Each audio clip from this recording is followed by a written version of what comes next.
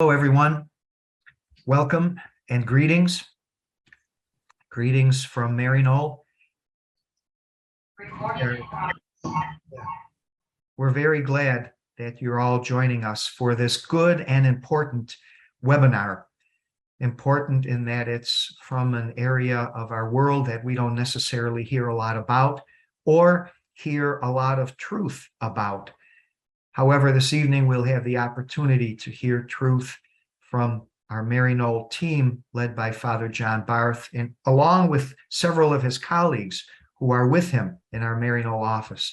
They will be able to fill us in on a bit of what's happening on Maryknoll's mission in that part of the world, and also enlighten us and let us know how perhaps we can participate in the good mission that's taking place there along the border, Thailand and Myanmar. Father John and his co-worker, Sukorn Prafat, who is our Maryknoll Thailand office manager and a 30-year Maryknoll employee, put together a great presentation for us. So we're very grateful to them. And today now is a very good time for this webinar. Here in the US, we are remembering it's the memorial of the North American martyrs. So it's a real feast of a mission, a memorial of mission today. And we are thankful to all missionaries and all the good work that they've been doing, have done, will do, planting the seed of our faith and helping those in need. We're also just a couple days away from World Mission Sunday. So this webinar is coming at a very good time. Just want to take a moment and introduce Father John Barth, our presenter. Father John Barth is a Maryknoll missionary priest, also a good friend. I think many of you know Father John. Father John was ordained in 1991 after having completed his theological studies, his overseas training. He was ordained at Maryknoll, New York. Prior to that, though, Father John was a Buffalonian, and perhaps still is at heart. Father John received, Father John received his undergraduate degree at Canisius College, and then went on to the State University of New York in Albany, where he received a master's degree in public health administration.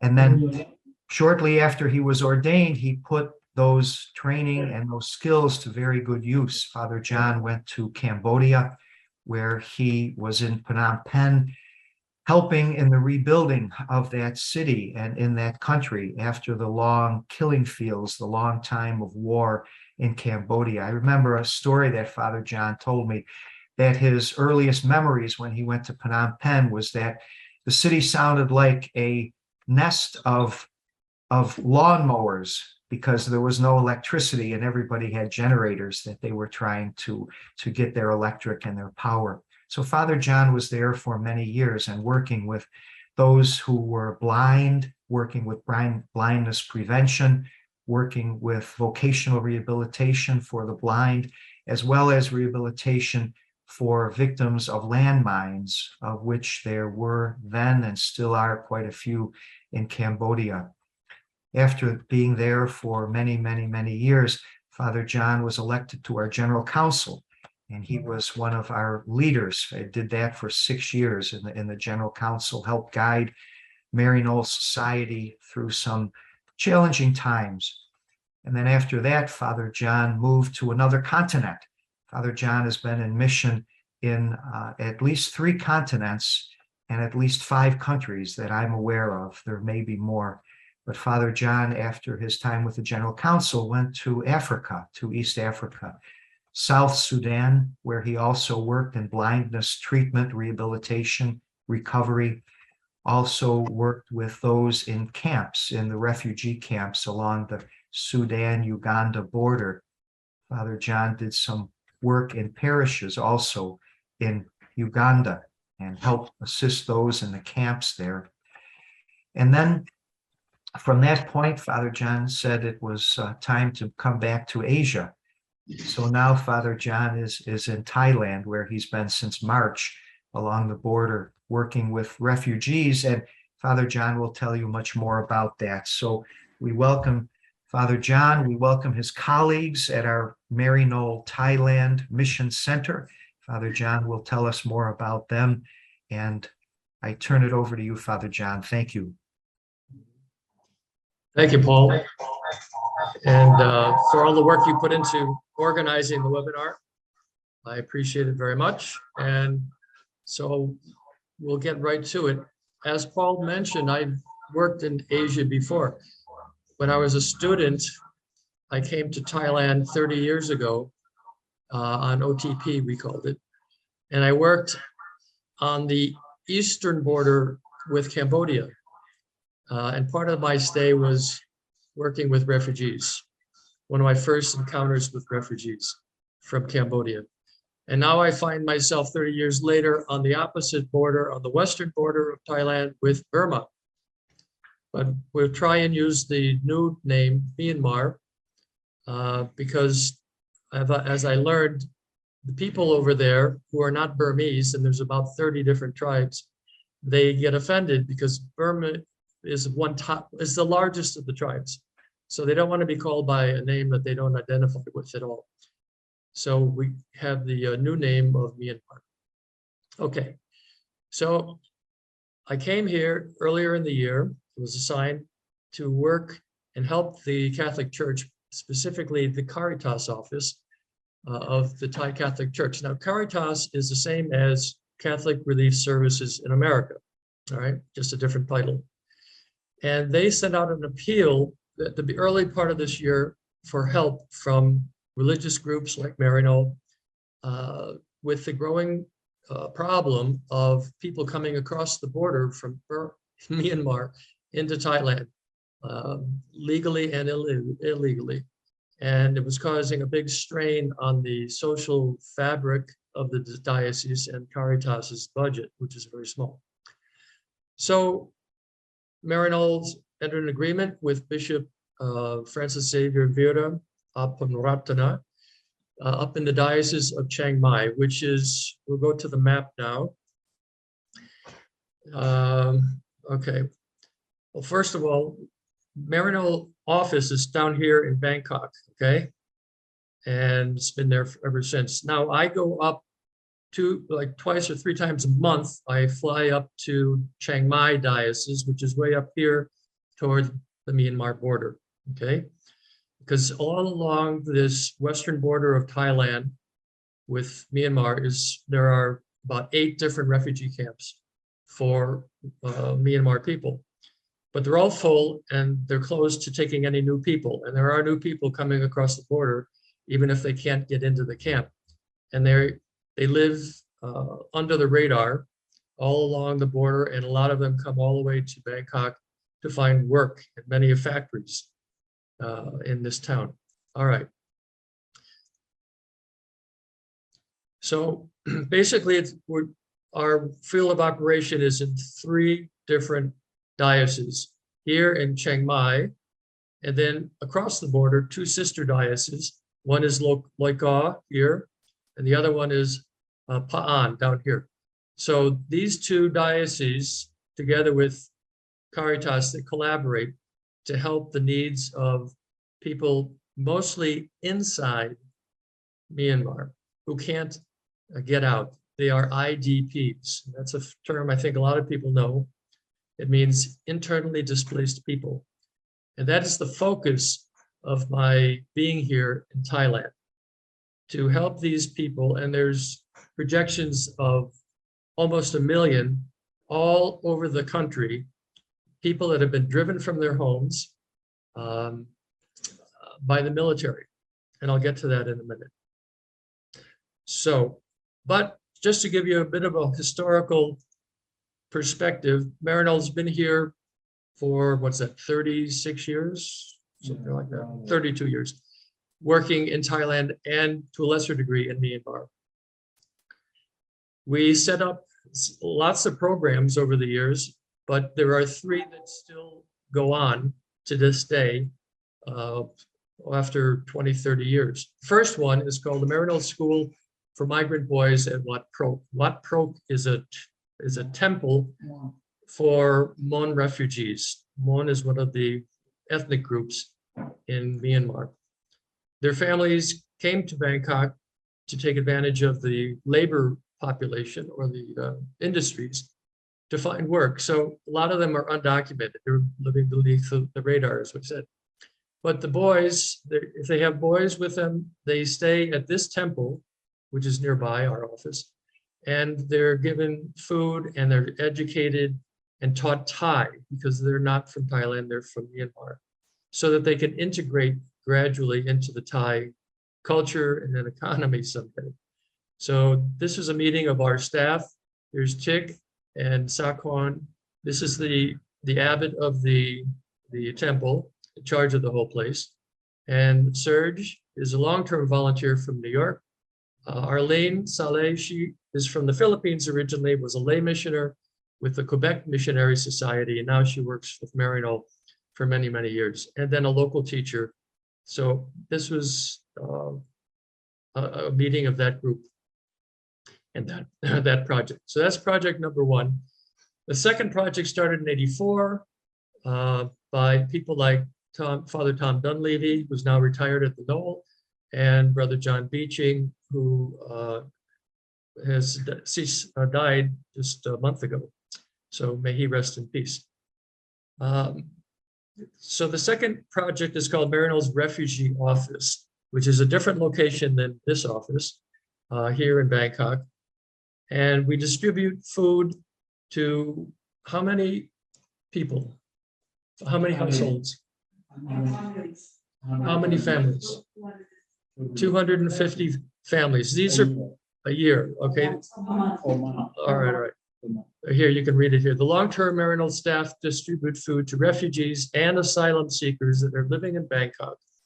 And most of them come from places like Pakistan, Vietnam, Cambodia, and a few countries in Africa. Not so much from Myanmar, okay? These are people that want to get asylum in a third country, like the US, Australia, Canada are the big ones in the past. But it takes years. Some of them it takes more than 10 years of waiting till the embassy here in Bangkok for, say, Canada finds a sponsor and they can go. It's similar to the problem you in the United States know with on the Mexican border. People wait and wait for asylum hearings. Well, while they're waiting, they are still living beneath the radar here in this big city, but some have chance to work part-time, but they still need food assistance. So they come to this program and we give them rice and wheat, flour, and some other provisions 6 times a year. It's just the tip of the iceberg, but they're supposed to get out and find work to feed themselves. But this is just a supplement. We're not trying to foster any dependency here. Okay. So then our third project that's still ongoing is the Maryknoll English Program for Migrant Monks, which goes back to the beginning, 1990. And Brother John Beeching, while he was with us, he started this program and he teaches English to monks, but these are migrant monks. These are monks from neighboring countries that come to Thailand to study in the Buddhist university, but they don't know Thai well and they don't know English. So he teaches them English so that they can get around and be more international as a monk. We also, for years, have welcomed American teachers as volunteers. They come for like 3 months. 6 months earlier and later 3 months. Right. To teach to teach English as a second language to the monks. Okay. Now this is the fourth and the newest Maryknoll program, one we're going to spend most of the time on today. It's called Assistance to Internally Displaced People, IDPs. And that's my focus, together with Sakhon here at the home office. To give you a little bit of background, a year ago, 20 months ago, in the capital of Yangon, Rangoon, the military performed another coup d'etat. They've done it over the years several times. And they took Aung San Suu Kyi, who was the elected president of the country, and put her in jail, and she remains there today. So this sparked protests all over the country, especially in the streets of the capital, which became violent, and people had to disperse and run because of facial recognition now, great technology. They can track down everybody that was in a protest, and they know who they are, where they live, blah, blah, blah. And they follow them home, and they harass them if they don't just arrest them. There's over 1,000 people in political prison here in the capital because of their protesting. And for the most part, the protests were very, very peaceful. What made them violent was, as usual, the military had itchy fingers and they were shooting and killing people. Okay, so this sparked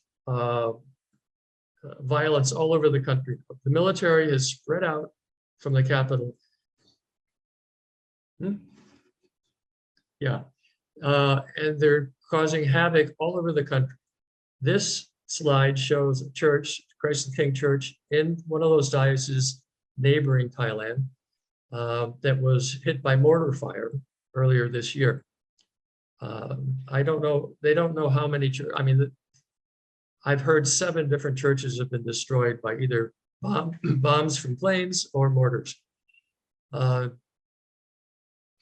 Myanmar is 99% Buddhist, okay, just like Thailand.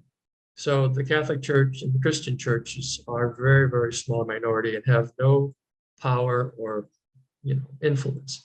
So they're sitting targets. So the churches have been razed, some of them, and people running to live with relatives in other places to hide, and they become internally displaced people. They take what they can carry on their backs, and if they have relatives in another province or another area, they can go there for safety temporarily. But the majority of the people move right to the jungle, we call it jungle, forest, nearby, because the country is blanketed by trees. It's a beautifully lush forested country, and that provides sanctuary for a lot of the people. So the churches have been, I missed one?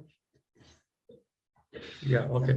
Yeah, this church was hit by a round from probably a mortar or something. They tried to shoot at Mary up here on the top of but they missed her, good old Mary. All right. Now, they have to look for this unexploded ordnance because it causes a lot of difficulty and injury and death even after the raid is over with. So these are workers, they're not government soldiers, these are soldiers of the resistance. They have different about 5 or 6 resistance armies based on the larger tribal groups. And they do what they can to protect the IDPs from the planes that fly over above and drop bombs like this one that they dug out in order to de-arm. But the sad reality is that it's difficult for the children in school and anybody in towns and cities around the country because the government could fly over anytime. They have a pretty sophisticated Air Force like Thailand. And here's an example of a bomb shelter outside the wall of a school compound. And the teacher is up here teaching, and the students are inside the shelter or the ditch, foxhole, with their school books. Many people's homes have been ransacked. They're looking for evidence or looking for arms, thinking that the protesters are all part of the rebel movement. This was a house of a friend of mine, a former Jesuit scholastic, who was in the protests, peacefully, I might add. Anyway, they attacked his house and they ransacked it. His wife and 2 children, they went to another place to live with their relatives, and he had to leave the country for his own safety because he used to work with an international NGO, which was suffered a very bad attack the day before Christmas last year. And their convoy of NGO cars were burnt and many people died. So he knew the writing was on the wall and he left. And now he lives in Thailand as an undocumented refugee. So now I switch to Thai soil. This is inside one of the largest refugee camps. This is a church that they built out of bamboo, St. Mary's, and it's in the Ban Noi Soi refugee camp, which I visit whenever I can get a pass. And I work with 2 Burmese priests that have been appointed to work in the camps in Thailand by their bishop back in Myanmar, because there are a lot of Catholics among the hill tribe people. And so they have 4 different churches like this one in this one camp. In the camp, recently I've met these young men. These people, they're from Myanmar, and they were trying to demine.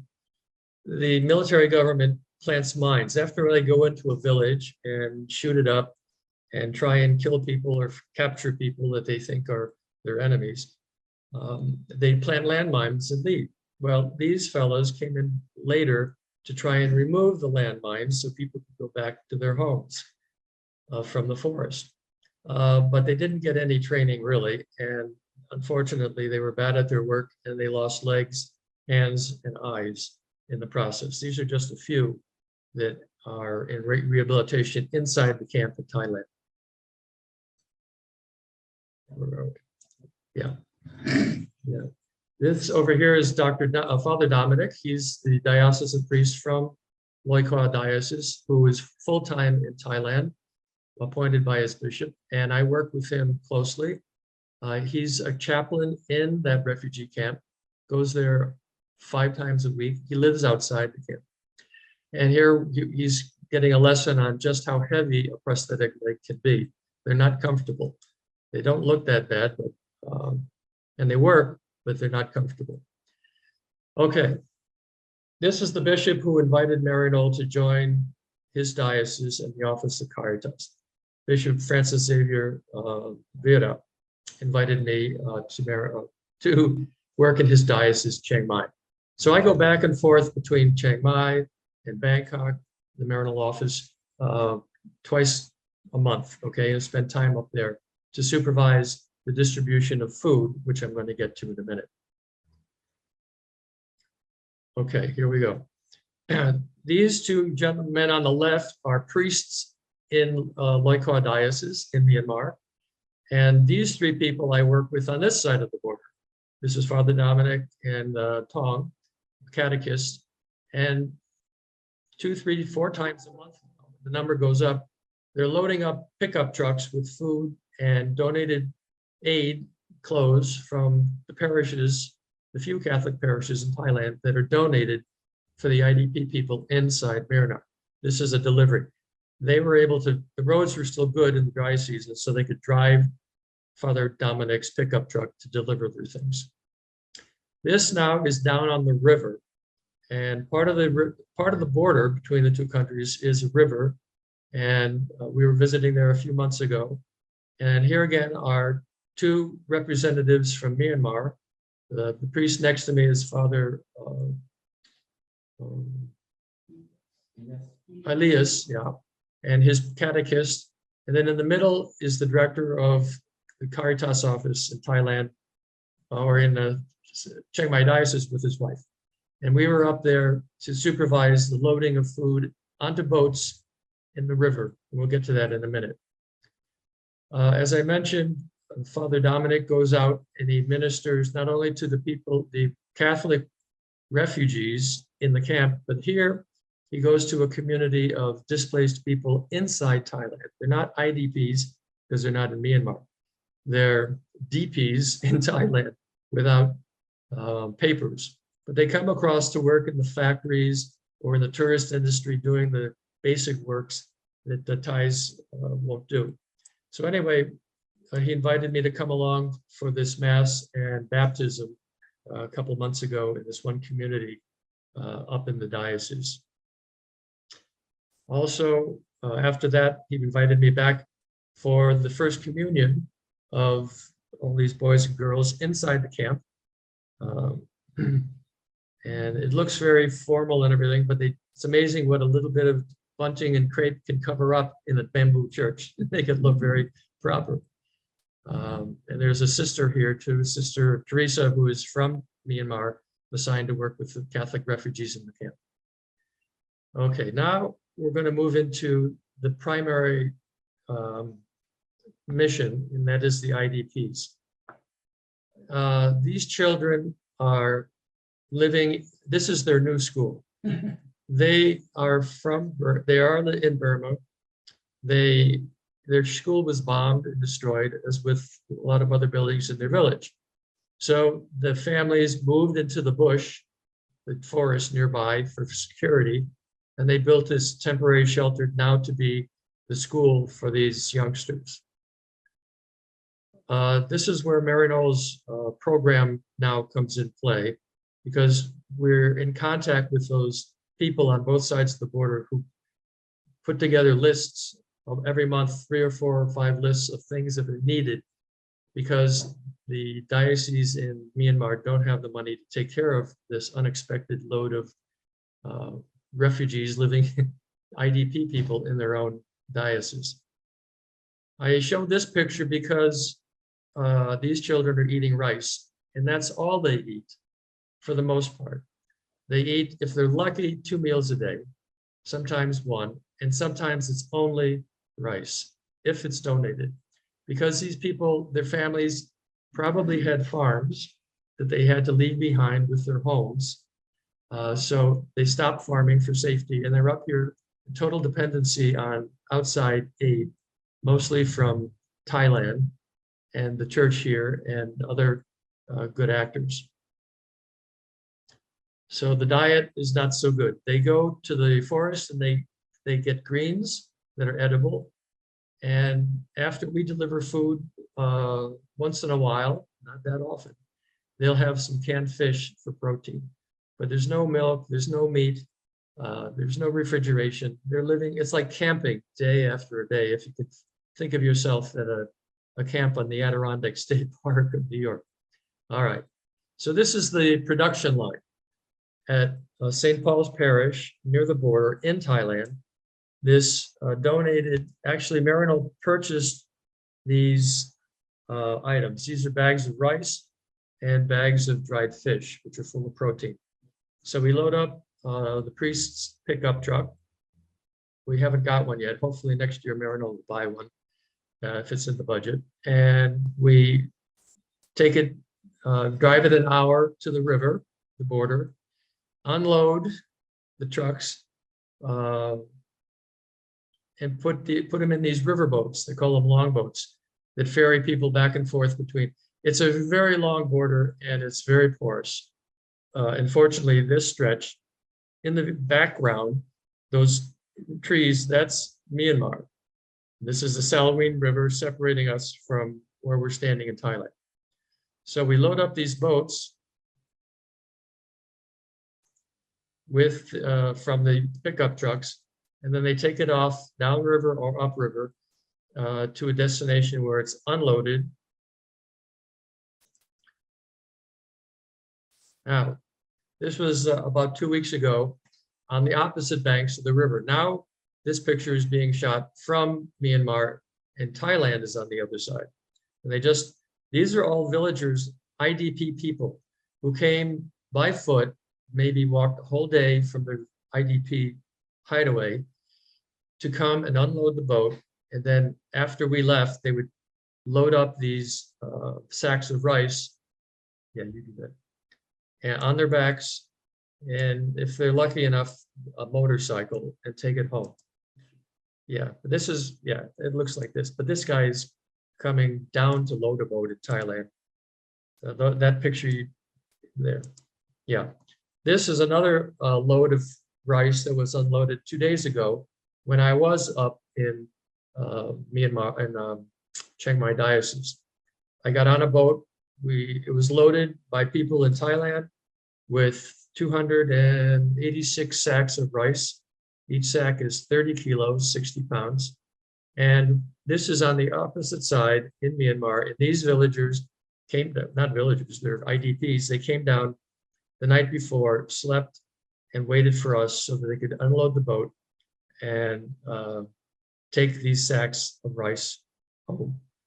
For the most part, one man carries one sack on his back And to avoid the roadblocks and the military on the main roads, they walk through the forest. And some of the more distant IDP camps could be a day's walk with 60 kilos of, or 60 pounds of food on your back. It's tiring, but these guys are really strong for their size. They're very small people, but they're hungry. Some of the things that now these are the final beneficiaries. This is a location which has IDP people. Some children received mosquito nets a couple of months ago from us.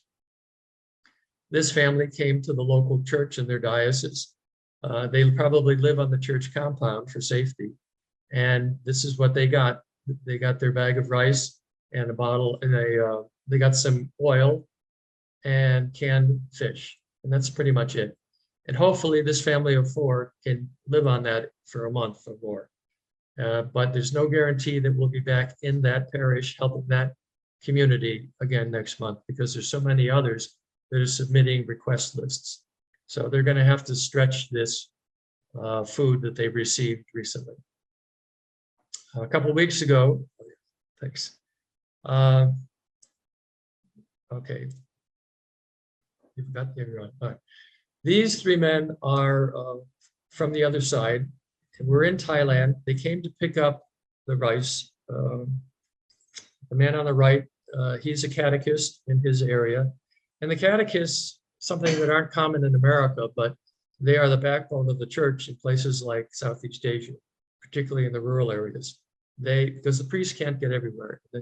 The people are so scattered living in the forests and small villages. The catechists, they do everything. And they're wonderful people, and they're paid squat. So they presented me and Maryknoll with this letter of thanks. It was all written out in Karani language, and it's still being translated by one of our helpers up in Chiang Mai. But they appreciate very much, and these guys are leaders in their IDP community. So soon after that picture was taken, they got into the boat and took their food home. Okay, then we are the guys that unloaded the food, and we're now returning back to the parish inside Thailand, making the trip for an hour through the mountains and the forests of Thailand. But we stopped for a tailgate picnic. It wasn't for a Buffalo Bills game. It was just because we were hungry and there were no restaurants around. So this man here on the left, looking at the camera, is Paul Jeffrey, who some of you may know. He's a photojournalist from the States. He's done some work for Maryknoll magazine. And Lynn Monahan sent him here 2 weeks ago to take lots of pictures of what you just saw. And he's going to write, hopefully, articles for the Catholic News Service in America and Maryknoll magazine about what you're basically seeing today. Okay, so those are the 4 projects the Maryknoll has. All right, there's the Pro teaching the young boys, the Mon boys. There's the refugee house giving out food periodically to long-term refugees and asylum seekers in Bangkok. There's the English program, and then finally the IDP program up on the border. But I also help the Diocese of Chiang Mai, and Maryknoll does. When I say I mean Maryknoll. Because as you all know, Laudato Si, care of creation, has been something that the church around the world, at the inspiration of Pope Francis, has been undertaking, especially last month, the month of creation, October. And we've been sponsoring workshops for young people, Catholic people in the diocese, on how to care for creation. And one of the ways we did that was we put together a workshop, and we distributed fruit tree seedlings to about 160 of these to be planted at this training center. And then these young people will go back with some hints on how to be better farmers, because they're all rural. These kids are Thai, but they're Hill Tribe Thai people. So they're a minority within Thailand. And so they're some of the poorest people in Thailand. And so we blessed the trees, myself and 2 of the local Thai priests. distributed them, and we started planting right away at the grounds of the Learning Center. This is a mango tree going in. And they also had a seminar on how to compost so that they could wean themselves away from organic fertilizers and things like that, to do more organic farming. It's more appropriate and cheaper if you don't have the money for fertilizers. Okay, getting toward the end here. How are we doing on time? 7. Okay. All right, we're 37 minutes in. Okay, this was, I'm going back now. So this is back at Wat Janyawat, the temple in Bangkok, because the monks at that temple knew Brother John Beeching very, very well. John taught there for years, and he brought in volunteers from America who taught there as well. And they had a wonderful time, and many of them come back year after year for their stint of teaching. So they had a memorial service for John Beeching there in the Wat, and they invited Sakon and myself representing Maryknoll.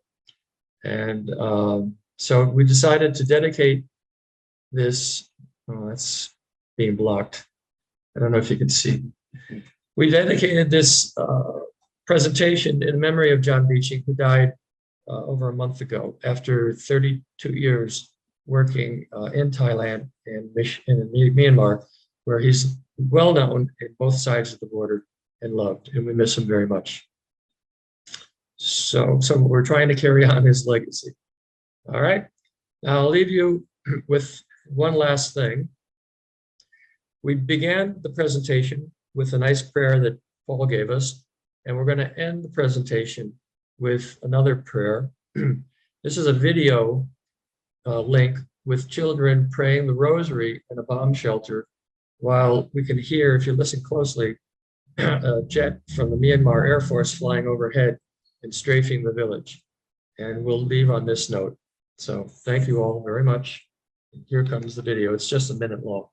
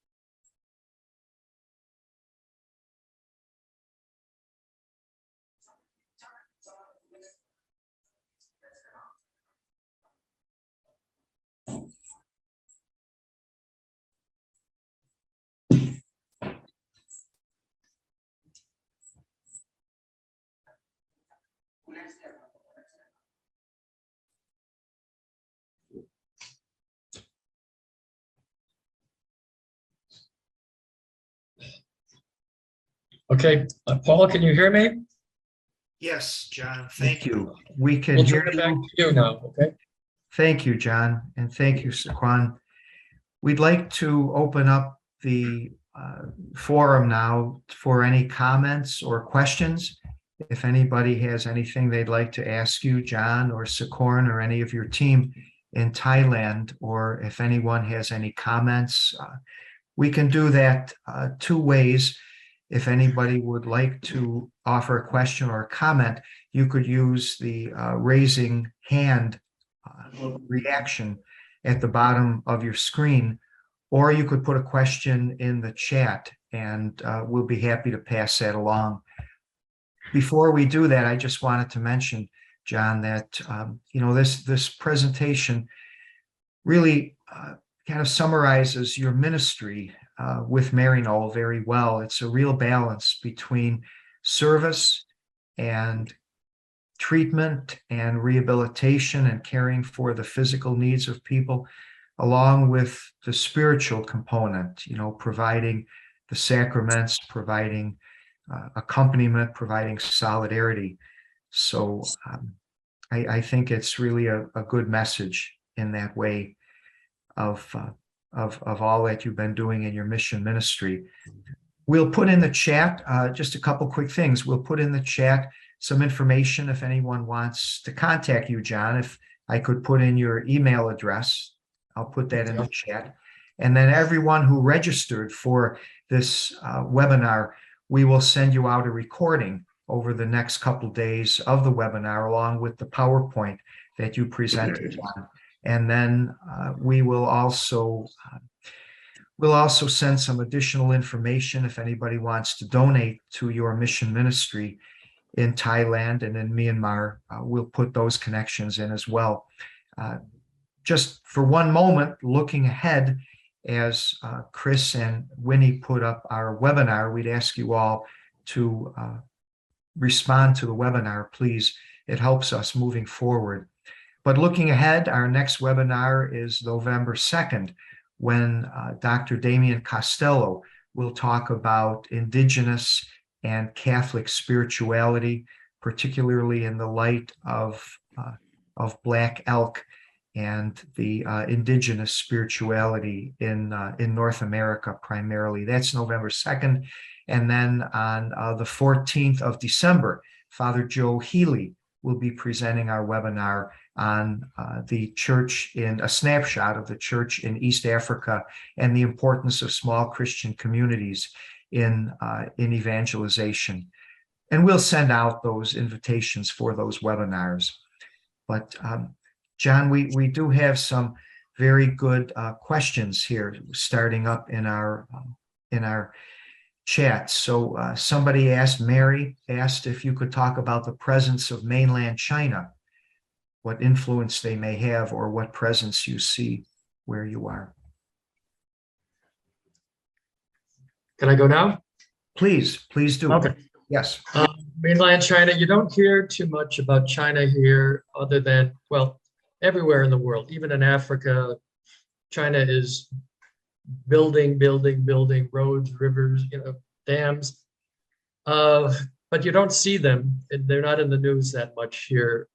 It's a kind of a neutral, very commercial, economic relationship between the government of Thailand and China. China, of course, if you go back to the map, is a neighbor up here with Myanmar. They have a very long border. You've got China, then a little bit of Laos, Thailand, of course, the Gulf of Andaman Sea, and India and Bangladesh. So China has a lot of influence over this country and Myanmar, all the countries here. However, I asked if these weapons we saw in the slide with the bombs being that were unexploded, where did they come from? And the team up there in Chiang Mai said, oh, that came from Russia. Russia was providing, and still does probably, a lot of the armaments that the Myanmar armed forces use, all right? In fact, I think they fly MiGs and that kind of thing. But not China. China, I think, was reluctant to send a lot of weapons to Myanmar because they share such a tight border. They don't want weapons in Myanmar that could be used against China. So I think it's mostly Russia. And believe it or not, before Ukraine was invaded, Ukraine was providing arms to Myanmar. So, but I'm sure they're not doing that anymore. They're on the receiving end. So that's China. China is not such a big player in Myanmar as much as Russia. Okay. Very interesting, John. Thank you. We've got a couple of questions also, and a couple of people raising their hands. I'd like to call upon Tom Tiscornia. Tom, you had a question or comment for John. And then Tony also. After Tom, Tony, we'll call on you, please. Okay, John, thanks a million. That was excellent. How do you do? Listen, it was excellent, and you're exactly where you should be. Thank God for that, and thank God for the people. But what you're talking about the IDPs, the work of the church and all. It brought me so much back into the exact same situation in both in the Nuba Mountains in the Sudan and also in South Sudan. The life and life for the people is just abominable. But anyway, my question, John, is just about crossing the border between into Thailand from Myanmar. There's no problem there? You can do that very easily, even transporting food and goods? Yeah, like I said, it's about 1,000-kilometer border between Thailand and Myanmar. It's huge and totally impossible for both countries to monitor. Okay, so it's forest. And these tribal people, they have families on both sides of the border, just like Tom, they do in between South Sudan and Uganda. So these borders that were driven up by the British, they cut right through historic tribal areas. Okay, so people are always going back and forth. Is it legal? No. Now, since the coup, it's getting very difficult to get into Myanmar, especially for a foreigner. And also, it's very hard for people from Myanmar to get into Thailand. The refugee camps are all full. The government won't build any more. So these people have to live under the radar as displaced people in Thailand, or migrants, if you will. And a lot of them do come over to find work in the factories in Thailand along the border and all the way down to Bangkok as well. Did that answer your question? Okay. Yeah, thank you, John, and thanks for that question, Tom. And Tony, you have your hand up. Would you like to make your question or comment? Thank you, Paul, and thank you, Father John. A couple of things come to mind. It always touches my heart to learn about the work of refugees, the work that they have to do illegally when they have to cross borders, but also especially the mission that Maryknoll has to be among them and be a central role in their lives. I have a background in sociology, and I'm also have a little bit of a background in the arts. So my question has to do with first children and schooling. How likely, or are you able in those refugee camps to provide arts training, arts programs to many of these children who may lack clearly the tools for more advanced schooling? Does that happen, the arts? I think I can say no. Not. I haven't penetrated the border, and I haven't gone into these IDP areas because I'd be illegal if I did that, and if I was caught, I'd cause a lot of problem for a lot of people in Thailand and so on. No, they basically don't even have writing materials. On a few of our supply deliveries, we've included school supplies, pencils, and writing books, and along with the food for the kids when they gather. And sometimes medicine.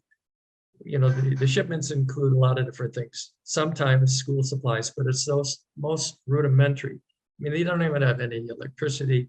Certainly, they aren't doing any online teaching. That's for sure. Correct. Which would be nice, but they don't. They're living in the forest. Right. And second, in terms of partnership with other organizations and religious orders, I also have some contact with the Scalabrinian missionaries, especially along the U.S.-Mexico border. Do they have a presence in that region of the world, Father Bart? The Scalabrinis, they do great work. I know them from the Mexican border. I have not ever encountered any of them here in Southeast Asia, but it's not to say that they are here, probably. I admire their work, which is primarily focused on immigrants. Correct. Right? Correct. Right. Yeah. Wonderful work. Thank you, Father. Thank you. Thank you. Yeah, thank you, John. And this is a good lead into a couple of questions that have a common theme in our chat. Jerome and Gordon are asking about volunteer opportunities in Thailand and Myanmar. Will that be offered in the future? What kind of opportunities and skills might you be looking for? is that something that might be possible going forward? Mhm. Okay. Thank you for the question. We do have the English teachers volunteer program still operable, but it's been on ice ever since COVID.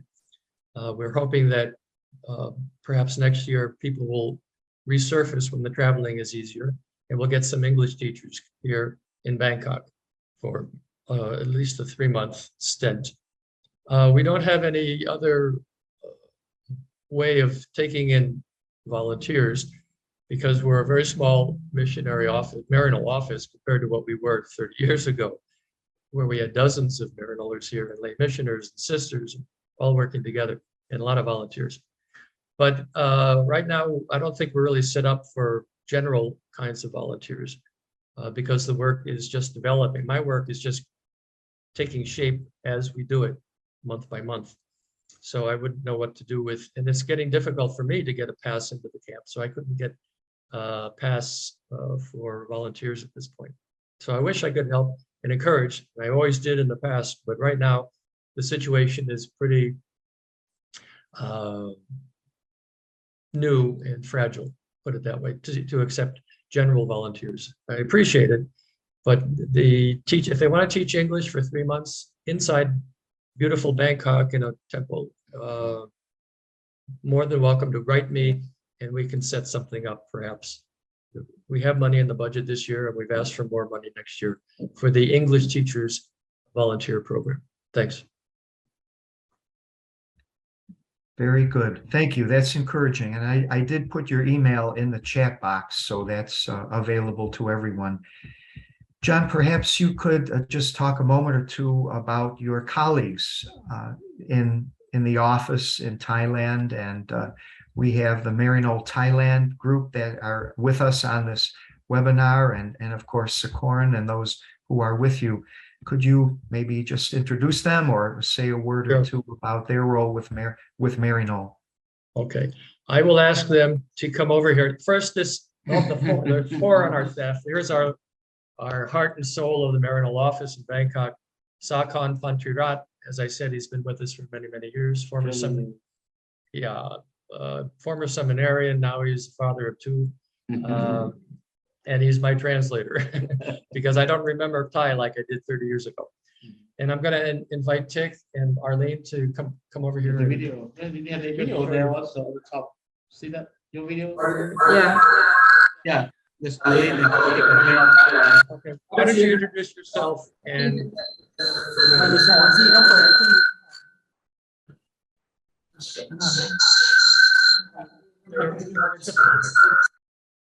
just come over here. let's just come over here. Okay. Just say who you are, how you got here, and how long you've been working with us. Hello, good evening, everyone. My name is Arlene from Philippines. I have been in Thailand for 20 years already. And I was a lay associate with the Quebec Foreign Mission Society before, but for many years being in Thailand, I've been working with the Maryknoll project. So I know Father John many years ago. Every time we have a gathering in Wahid. So okay, thank you. Hello, everybody. My name is Kate Keo Bunfan, nickname Kuntik. I work with the Maryknoll start 2001 with Father Tom Thomas. You work in the refugee office. Yeah. And also, I must say, the 3 of these folks also volunteer at the detention center. Yes. IDC. So some of those people, thousands of people that are living under the radar here in Bangkok, if they do get arrested and don't have a document, a visa, they'll be put into the immigration detention center. It's a big prison here in Bangkok. And these 3 folks, Arlene and Tick and Serge, they volunteer over there and they go over and they visit the prisoners, and they sometimes are the only contact the prisoners have with their families back home so that they can get the money sent to Bangkok so they can get a ticket to fly back to Pakistan or wherever they want to go back. So it's a wonderful apostolate on top of the distribution of food. Okay, thanks, Dick. And last but not least, Serge Augustin. He's a long-term volunteer that's worked with us, how many years? 19. 19 years. He's from Queens, New York. Yay. Okay. All right. So why don't you say something? What would you do? Oh, okay. As Father John said, I'm from Queens, New York, been with Maryknoll for the past 19 years and a long-term volunteer.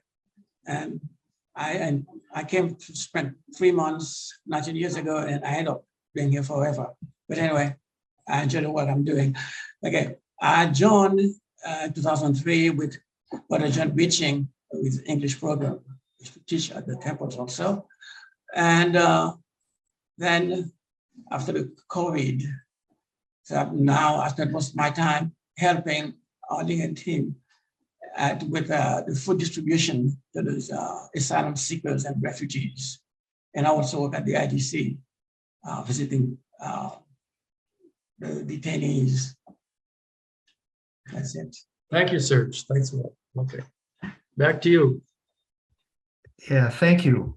Very, very good. That's just a great story. He came for 3 months, did Serge, and now it's 19 years later. And it's wonderful. John, what about the situation with the refugees that want to come into the United States? Is our embassy there open to that? Are we able to accept many refugees from the different countries, different places that are in Thailand now where people are coming to seek asylum? Is the U.S. very open to that right now? We were, okay, basically, I'll have Serge say more about that, but yeah, we were, as a country, we took in lots of refugees 10, 20 years ago from the camps that were the Myanmar people.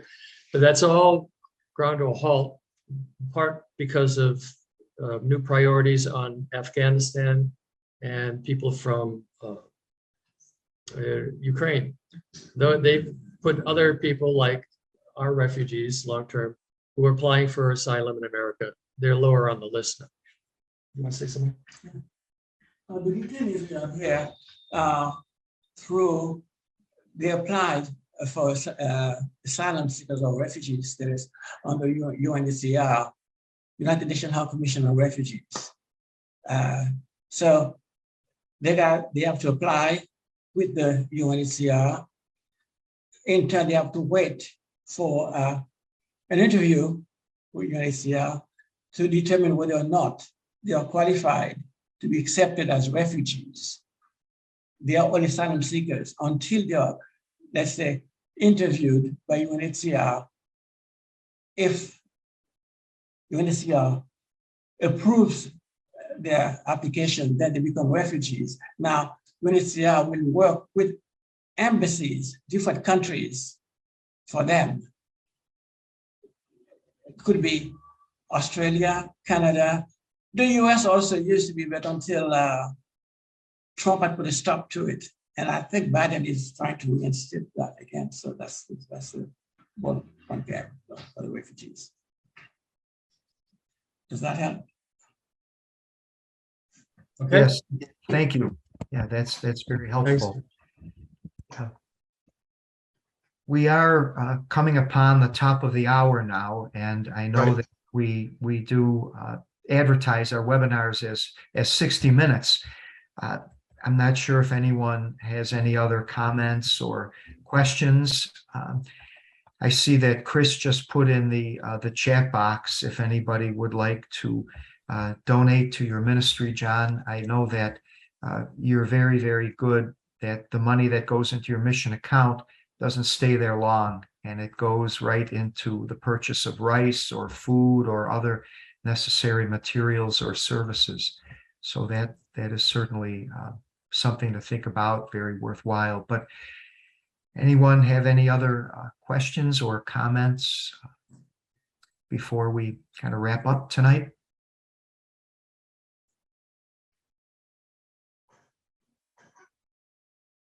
Good. Yeah, if not, then John, thank you. You and your team, thank you very much. This has been very, very, very good and enlightening, Mhm. as always. Maybe you could just close us out with a prayer. That'd be all right, John. You could. Yeah, okay, fine. Thanks for all the Maryknoll staff working on mission education back in the States, putting together these webinars. And all our donors, of course. I'd like to pray in thanksgiving for the people that support us so that we can support the displaced people all over the world, tens of millions. I think of the Beatitudes, and I'd like to create a 9th Beatitude. So my prayer is that blessed are the homeless, for they shall sleep in their own beds tonight. So that's my closing prayer. Thank you very much, Paul. Amen. Amen. Thank you, John. And thank you, everyone on your team and everyone Thank for you. participating. Yeah. Good night. All right. Good night. Good night, everyone. And look, Good night, keep an everybody. eye out on your email. Chris will be sending a follow-up email to everyone. So thank you very much. Okay, Thank good. you, John. Thank you, All John. right. Okay, bye-bye. Thank you. Thank you, everybody. Good night.